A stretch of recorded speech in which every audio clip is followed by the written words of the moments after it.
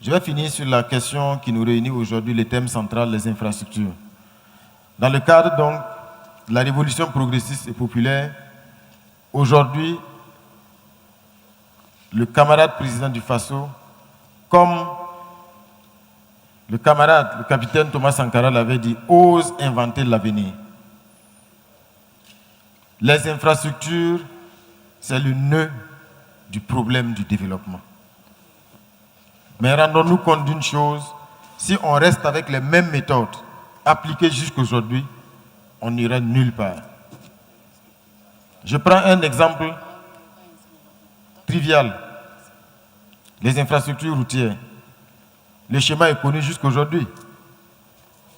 On part voir un partenaire qui va financer les études. Ensuite, une fois que les études sont bouclées, il faut courir vers les bailleurs pour mobiliser les ressources pour réaliser les infrastructures. En réalité, le bailleur ne nous aide pas. Ce sont des prêts. Ce sont des prêts.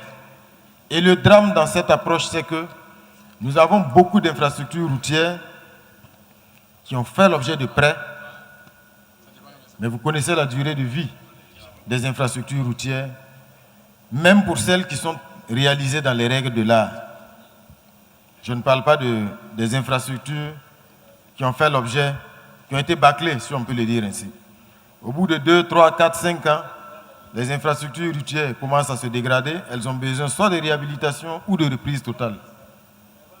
Alors on se mobilise encore. Donc, il faut aller voir, il y a tel partenaire qui est prêt à accompagner la réhabilitation. Mais ce qu'on oublie, c'est que le premier prêt qu'on avait pris, on n'a pas fini de le payer. Je ne sais pas si vous voyez le cercle vicieux dans lequel nous sommes. Si on reste dans ce cercle vicieux, on n'ira nulle part.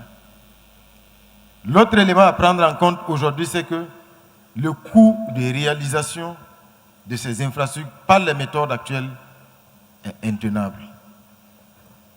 Un réseau routier dont à peine le tiers a été bitumé. Je parle du réseau classé. Et même sur ce tiers bitumé, quand vous faites le point, une bonne partie a besoin de réhabilitation. Quand on fait l'évaluation, le kilomètre, c'est entre 500 millions et 1 milliard. Si je ne m'abuse, les techniciens sont dans la salle. 1 kilomètre. Ce n'est pas possible. Donc c'est pour cela qu'aujourd'hui, il y a d'autres approches qui sont explorées. Le ministre des Infrastructures a présenté aujourd'hui l'approche avec les brigades qui sont acquises, déployées déjà dans les régions.